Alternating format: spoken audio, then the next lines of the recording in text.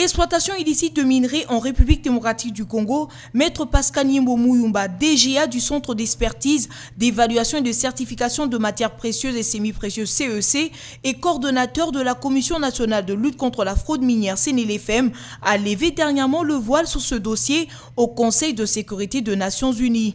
L'envoyé de Kinshasa à New York a relevé l'implication de multinationales dans l'exploitation illégale de minerais de la RDC par des groupes armés et a appelé à des sanctions exemplaires.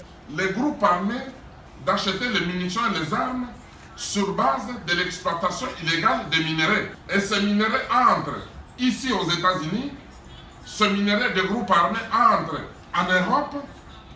Au moment où je vous parle, nous étions en procès en Suisse parce qu'il y a des minerais des groupes armés qui ont transité en Grande-Bretagne et vendus en plus en Suisse.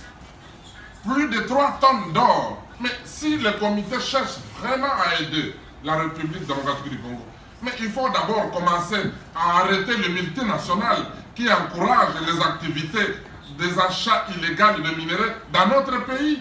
La raffinerie belge, connue sous le nom de AGER, s'installe en Ouganda, achète toute la production venant des groupes armés dans la région.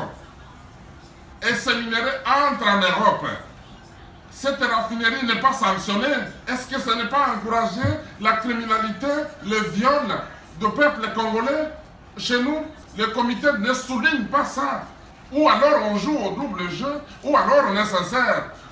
Alors si on est sincère, nous devrons commencer par attaquer la cause de la criminalité dans mon pays. Vous êtes sans ignorer que des fonderies britanniques sont installés au Rwanda pour acheter les coltans des groupes armés venant du Congo. Mais commencez d'abord. Nous voulons que le groupe nous fasse aussi un rapport sur les activités de ces fonderies-là et qu'il y ait des sanctions contre AGER, une raffinerie belge, contre des fonderies britanniques installées au Rwanda.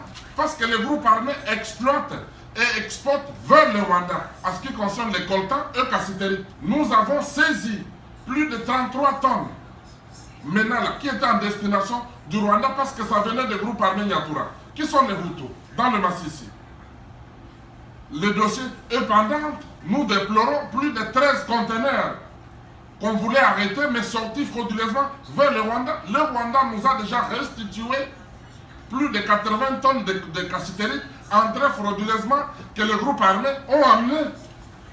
Mais nous voulons que le groupe d'experts ne se limite pas seulement à l'acharnement sur la République démocratique du Congo, tout en écartant les grands criminels, les concepteurs de crimes de mon pays, vivant en Europe et ici en Amérique. Commençons à décourager le multinational ici, avant de venir sanctionner la République démocratique du Congo. Parce que le multinational qui achète, les consommateurs finaux, nous sommes les producteurs, mais nous ne sommes pas les consommateurs finaux.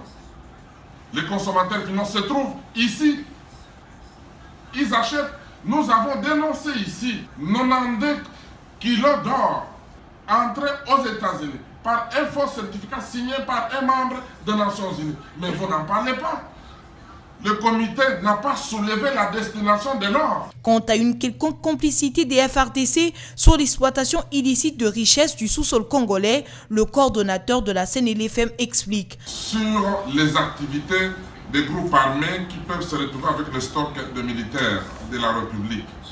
Mais là encore, il y a un problème. Lorsque vous êtes sur le champ de bataille, il peut y arriver qu'il y ait des attaques surprises des groupes armés dans telle ou telle position de l'armée congolaise.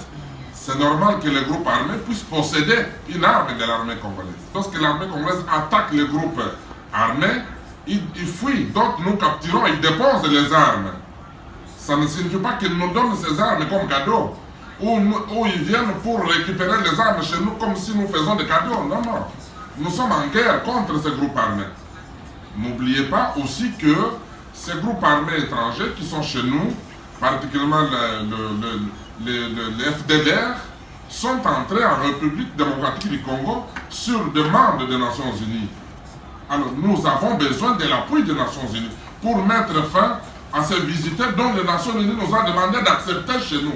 Ce n'est pas les groupes étrangers venant d'ailleurs Ils viennent du Rwanda sur demande des Nations Unies. L'évaluation de l'accord signé par le chef d'État africain sur l'exploitation des matières précieuses et semi-précieuses était aussi au menu de cette réunion au Conseil de sécurité de l'ONU. Le DGA du CEC, coordonnateur de la CNLFM, a donné à ce sujet les preuves des efforts de Kinshasa pour une application de cet accord. Concernant les auteurs du vol d'un lot de certificats de la CIRGL en RDC, croupissent déjà en prison et la série de certificats détournés et désactivés. Dans la région des Grands Lacs, il n'y a que 2 pays qui aujourd'hui signent ce certificat pour l'exportation de ces minéraux. C'est le Rwanda et la République démocratique du Congo. Et ces certificats, il faut les déployer de la capitale vers les provinces. Ça veut dire le point de sortie de nos minéraux. Le mouvement de la capitale vers les provinces de criminels ont volé le paquet de 50 certificats. Et nous, comme responsables au niveau de la certification des minéraux, nous avons désactivé ces certificats. Ça veut dire, nous avons signé les documents que nous avons envoyés au niveau de CIRGL, c'est-à-dire la région des Grands Lacs, et à tous nos points de sortie pour que les séries ne soient plus considéré comme certificat valable à l'exportation.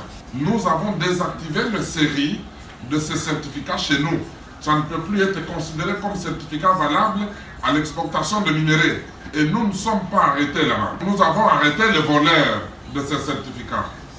Et ces voleurs sont arrêtés et condamnés. Nous avons amené le jugement de leur condamnation auprès du président du comité. Est-ce que c'est encore une question qui doit revenir à l'ordre du jour? C'est pourquoi nous disons qu'il y a un petit souci alors. Parce que ça a été déjà fait et les documents de désactivation mis à la disposition du groupe. Nous collaborons toujours avec le groupe. Pascal Nyembo Mouyumba, DGA du CEC et coordonnateur de la CNLFM, n'y est donc pas allé par le dos de la cuillère pour dénoncer la politique de l'autruche jouée par les membres du Conseil de sécurité des Nations Unies sur cette problématique de l'exportation illégale de minerais en RDC au prix du sang des Congolais.